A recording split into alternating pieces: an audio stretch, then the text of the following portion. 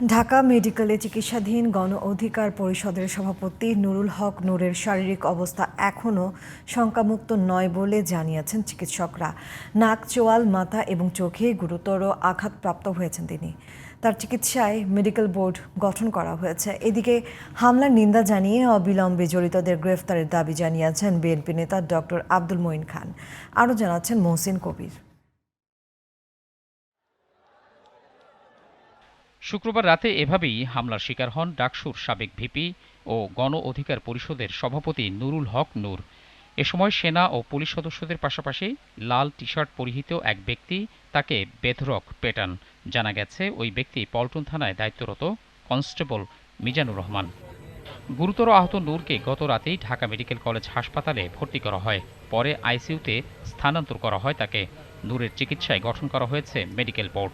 তার শারীরিক অবস্থা শঙ্কামুক্ত নয় বলে চিকিৎসকের বরাত দিয়ে জানান গণ অধিকার পরিষদের সাধারণ সম্পাদক রাশেদ খান। গণ অধিকার পরিষদের সভাপতি নুরুল হক নূর সহ আমাদের শতাধিক নেতাকর্মীকে কিভাবে রক্তাক্ত করা হয়েছে। নূরের ওপর হামলার ঘটনায় দেশ জুড়ে তীব্র প্রতিক্রিয়ার সৃষ্টি হয়।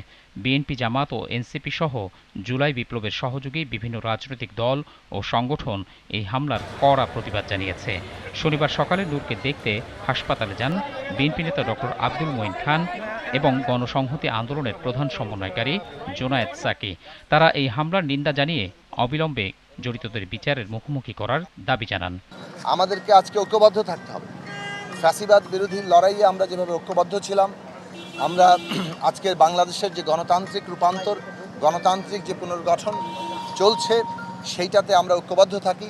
বিচার, সংস্কার, নির্বাচন এইটা যাতে কোনোভাবেই কেউ ক্ষতিগ্রস্ত করতে না পারে, সেই দিকে আমাদের সতর্ক থাকতে হবে।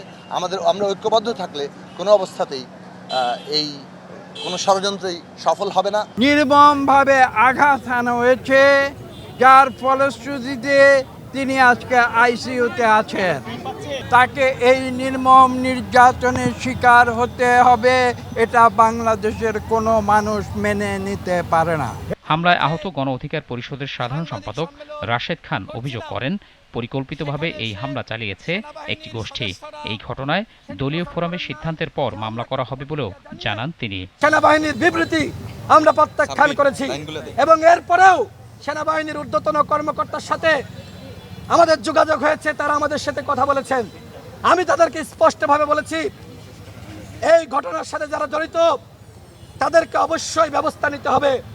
আমরা অবশ্যই পুলিশের বিরুদ্ধে এবং সেনাবাহিনীর যারা ছিল তাদের নামে মামলা দিতে চাই, কিন্তু আমার প্রশ্ন হলো, সেনাবাহিনীর নামে কি থানায় মামলা নেওয়া হবে? মহসিন কবির, জিটিভি নিউজ, ঢাকা। আমাদের উপর